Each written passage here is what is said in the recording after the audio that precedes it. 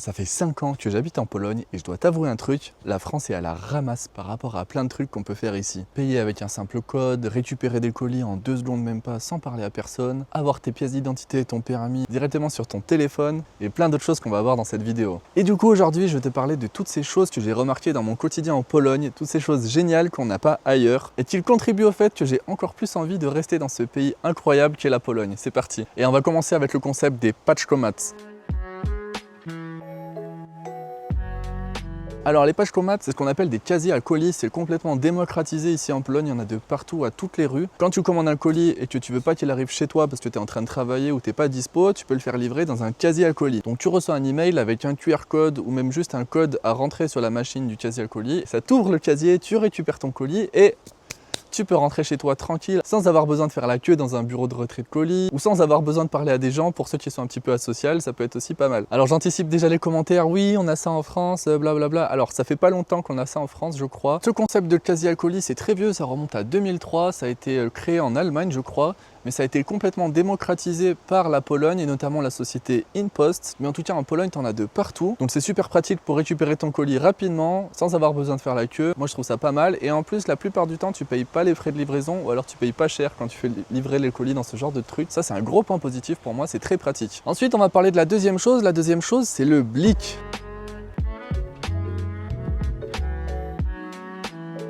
Alors, je pense que j'en ai déjà parlé dans d'autres vidéos, le BLIK, c'est un truc qui est adopté par toutes les banques ici. Et en fait, comment ça fonctionne? L'application de ta banque va te générer un code temporaire qui dure une trentaine de secondes. Et avec ça, tu peux soit commander sur Internet, soit retirer de l'argent dans un distributeur, soit payer même dans des restaurants ou quoi. Et ça permet d'avoir une transaction qui est complètement sécurisée. Et tant que tu valides pas sur ton application de la banque, tu vas pas être débité et rien va se passer. Donc c'est super pratique et ça te permet aussi de pas avoir besoin de prendre ta carte bleue quand tu sors de chez toi. Tu prends juste ton téléphone et tu peux payer partout avec BLIK. Donc c'est une façon supplémentaire de payer, faire des transactions en plus de ta carte bleue traditionnelle ou même des trucs dématérialisés comme Apple Pay, Android Pay ou ce genre de choses. Donc ça c'est polonais et pour l'instant ça n'a pas d'équivalent en France. Et moi c'est un truc que j'utilise beaucoup au quotidien, c'est très pratique je trouve. C'est un truc en plus qui te facilite la vie en Pologne. Ensuite le troisième truc, un peu toujours dans le même thème de la digitalisation, la modernisation, on appelle ça le mObywatel ou mObywatel. En Pologne, tu peux avoir tout ton portefeuille dans ton téléphone, encore une fois. Donc là, avant, je t'ai parlé du BLIK pour la partie paiement, mais tu as aussi cette partie identité. Donc tu peux mettre ta carte d'identité, ton permis de conduire, toutes tes pièces justificatives officielles dans cette application du gouvernement. Et ça fait office de vraie carte d'identité ou vrai permis de conduire. Donc si tu te fais contrôler dans la rue pour le permis ou pour ta carte d'identité, c'est complètement valable aux yeux de la police ou de la personne qui te contrôle. Donc tu n'as plus besoin de sortir ton portefeuille de chez toi, tu peux juste prendre ton téléphone, que ce soit pour payer ou pour présenter ta pièce d'identité, etc. Ça suffit. On passe à l'élément suivant qu'on a en Pologne et qu'on n'a pas ailleurs, c'est Żabka.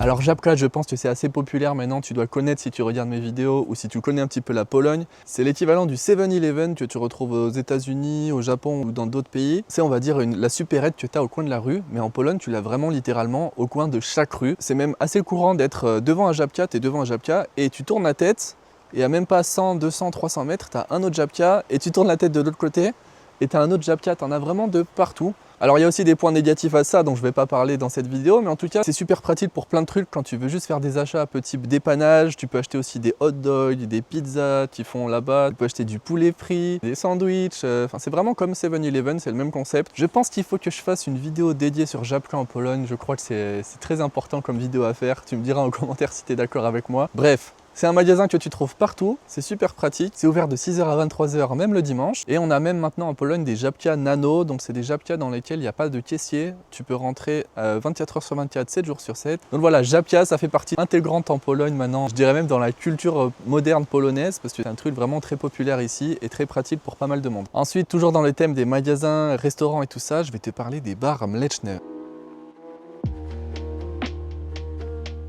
Alors les bars mleczne, c'est aussi un truc qu'on n'a pas ailleurs qu'en Pologne. Littéralement, ça veut dire bar à lait. Donc à la base, le concept de ces bars mleczne, c'est que c'est une cantine communiste qui était partiellement subventionnée par l'État, qui permettait de manger des plats simples et pas cher. Aujourd'hui, ces bars mleczne, ça existe toujours. Tu peux en trouver un petit peu partout dans toute la Pologne. Et encore aujourd'hui, c'est une façon de manger des plats polonais, pour pas cher et de découvrir un petit peu la culture du pays. C'est assez vintage, c'est vraiment l'ambiance cantine, c'est pas du tout un truc gastronomique ou quoi, mais moi je te recommande d'aller visiter ça si tu viens en Pologne et pour pouvoir manger vraiment des plats typiques polonais dans cette ambiance un peu traditionnelle, un peu vintage, un peu brute on va dire. Et moi ce genre d'endroit j'y vais assez régulièrement, par exemple quand je prends ma pause à midi, ma pause du travail, il y a des bars mleczne autour de mon bureau et c'est pas rare que j'y aille avec des collègues pour aller manger une soupe, un schabowy, un surówka. Et là où je vais ça coûte à peu près une trentaine de zloty, donc pour soupe, plat, salade et puis même du compote, une petite boisson. Donc déjà c'est super bon et puis c'est pas très cher. Et pareil, il faudrait que je fasse une vidéo dédiée sur les bars mleczne. Je pense que c'est un truc super important en Pologne et super intéressant. C'est un truc que j'ai découvert moi en déménageant en Pologne, je connaissais pas du tout le concept et je trouve ça super cool. Et bien sûr, je pouvais pas faire une vidéo sur les trucs géniaux en Pologne sans parler du Tłusty Czwartek.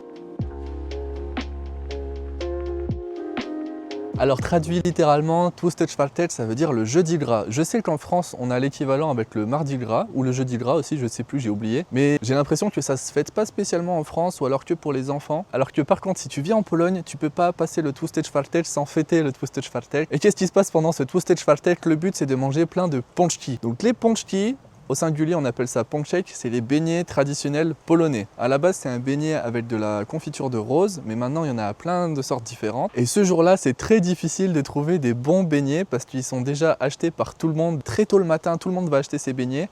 Et il faut même les réserver parfois plusieurs jours à l'avance si tu les achètes dans un bon endroit. Donc le Tłusty Czwartek, c'est vraiment une tradition qui est très respectée ici en Pologne. Et c'est la journée où tu vas vraiment manger très gras, beaucoup de beignets, le plus de beignets possible. Et c'est même devenu un petit peu un jeu, moi, avec mon entourage, savoir combien de beignets on va manger dans la journée. D'ailleurs, dis-moi en commentaire, c'est quoi ton record de beignets que tu as mangé au Tłusty Czwartek? En tout cas, moi, c'est un truc que j'adore. Et tous les ans, j'achète plein de beignets ce jour-là pour les manger avec mon entourage, avec mes collègues. Et c'est un truc vraiment convivial et c'est super cool à vivre en Pologne. Et bien sûr, ce jour-là, il ne faut pas penser à tes abdos, à ton corps parfait pour l'été qui arrive, à ta séance de sport. Non, non, non. Le Tłusty Czwartek, tu manges juste des beignets et tu ne penses pas à tout ça. Et on va passer à la partie suivante. En Pologne, on a une nature qui est vraiment incroyable et surtout au niveau de la faune. Déjà, il y a un truc assez marrant, moi, que je vois assez régulièrement sur les réseaux comme TikTok ou quoi, c'est que dans certaines villes polonaises, c'est pas rare de voir des sangliers se promener dans la rue. Świętojańsko będą szły. Tak, trzeba uważać jak są małe. C'est juste un exemple un peu drôle, mais surtout à Gdańsk, à Gdynia et tout ça, c'est assez fréquent de voir des gens qui filment des sangliers dans la rue. Au bord des routes aussi, parfois on a des panneaux « Attention aux élans ». En polonais, on dit « łoś ». Les élans, c'est des trucs qui sont vraiment super gros, ça fait la taille d'un cheval. Et ça peut être assez dangereux d'ailleurs si tu en rencontres un. Juste à côté de ma forêt, pas trop loin de Varsovie, il y a des łoś. Et puis aussi dans la partie montagneuse, au sud de la Pologne, tu as des ours, tu as des loups. Dans les parties forestières à l'est de la Pologne, côté plus Biélorussie, tu as une grande réserve naturelle qu'on appelle Białowieża, avec plein de bisons qui vivent à l'état sauvage dans la forêt et tout ça. Et puis à une certaine époque dans l'année aussi, quand tu prends ta voiture et que tu roules dans les petits villages, c'est pas rare de voir sur les lampadaires des cigognes qui font leur nid.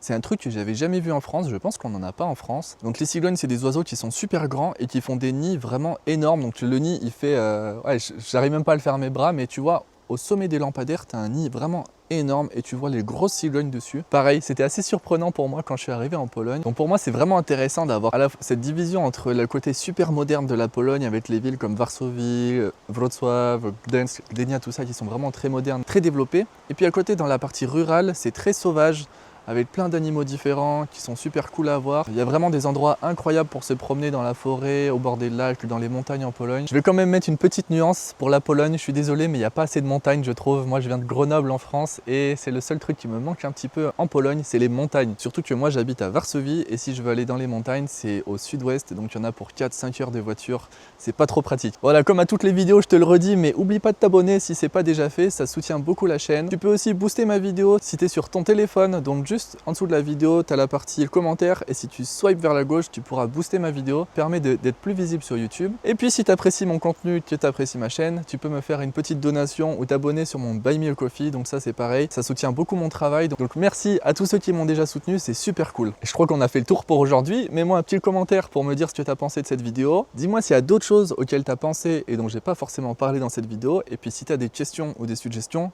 n'hésite pas. Je compte sur toi pour être là pour ma prochaine vidéo. La semaine prochaine, on va parler de comment j'ai fait pour apprendre le polonais. J'espère que tu seras présent pour voir ça dimanche prochain. Moi, je retourne dans ma forêt polonaise et je te dis ciao ciao!